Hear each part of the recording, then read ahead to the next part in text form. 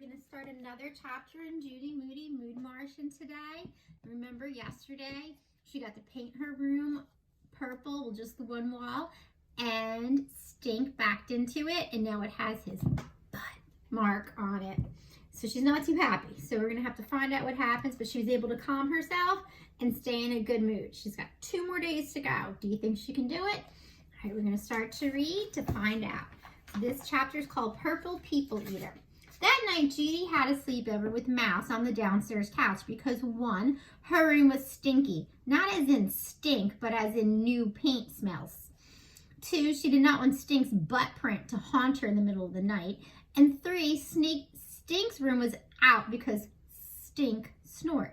The next morning, she stumbled up the stairs, half awake. Judy followed the chain of knitting down the hall to the bathroom. The door was closed. The finger knitting chain stretched under the door. Judy knocked on the bathroom door. "Hey, Stinker." "Hey, what?" Stink said, coming up right behind her. Judy jumped. "Wait, you're out here? Then who? I thought you were in there. I thought you were in there. So who's in the bathroom?" Stink shrugged. "Mom and Dad aren't up yet." "Hey, I know. Maybe your finger knitting freakomaniac broke in and stole your world record finger knitting chain. Get a clue." Judy creaked open the door. The finger knitting chain wormed its way across the floor. The end dangled smack dab in the middle of the toilet. "Ew," said Judy. "It's in the toilet water." "P.U.," said Stink, pinching his nose. With Stink's brand new toothbrush, Judy lifted up the chain of knitting and wiggled it at Stink. "Wet Yeti tail," she cried. "Yuck, cooties, get that thing away from me." Stink ducked and dodged the wet yarn and throw away my toothbrush. Judy chased Stink with the wet yarn into her room. That's where they found Mouse, stalking and hunting her prey, a clue of finger knitting. She pounced on it, picked it up with her paw, and started to chew. Their eyes followed the knitting chain around the room. It dangled over the closet door, snaked across the bookshelves, looped around Judy's crazy cat clock, and dropped down onto her desk. Stop and think. Can you visualize what that looks like? That yarn strung all around her room. A clump of yarn was caught in the Venus flytrap's trap. "Give it up, Jaws," said Judy. This isn't a dead fly, you know." She eased the yarn out of the trap. "I think our finger knitting freakomaniac is a feline freakomaniac," said Judy. Stink cracked up. "Hold out your hand, Stink," Judy said. "Take this end of the yarn." "Ew, the cootie end? No way. Pretty please with silver dollar pancakes on top?" "You owe me." Judy pointed to Stink's butt print on her new purple wall. "No way am I touching yarn that's full of toilet cooties." "Then help me find the other end of the chain downstairs," said Judy. She led the way. Mouse bounded after them. The living room was a spider web of yarn. The couch was a nest of finger knitting. The coffee table looked like a plate of spaghetti. Yarn twisted like a tornado around the room and hung like rainbow-colored cobwebs from the ceiling lamp. "Mouse did all of this?" Stink asked. "Tell me about it." "She yarn bombed the living room." "Come on, Stink, help me pick up all this yarn and get it up to my room before Mom and Dad wake up." "Not possible. If we do it really fast, it can be like a race." So Judy and Stink started to scoop up piles of yarn, heaps of yarn, loads of yarn, mountains of yarn. Stink got his feet tangled in yarn. He got his head tangled in yarn. He got his middle tangled in yarn. He even had a yarn mustache. "Revenge of Yarnzilla," he croaked, pretending to be a zombie. "You look like a mummy," said Judy.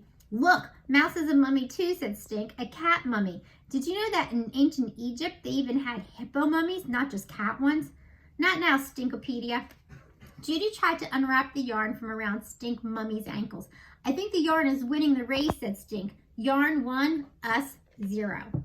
"I have an idea." Judy found the other end of the finger knitting chain in the coat tray. "We could start with one end and wind it up into one big giant ball." "Genius," said Stink. Judy held the end in her fingers and wound the chain around and around until it had formed a tiny ball. Judy kept winding while Stink fed the chain to her, untangling knots and snags and tangles as he went. "Faster, Stink, faster." In no time, the yarn ball was as big as a baseball. Then it was as big as a softball.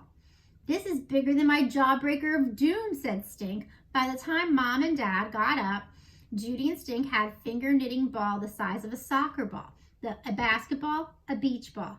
Creative idea, said Mom. Keep it up, said Dad. Wrap and roll, said Judy. Judy and Stink followed the chain into the kitchen, up the stairs, down the hall, into the bathroom, out the bathroom, and into Judy's room, winding and winding with every step. Yellow yarn was rolled into the ball. Okay, wow, that was a close one. I thought maybe Mom and Dad might have gotten upset with Judy and put her in a bad mood.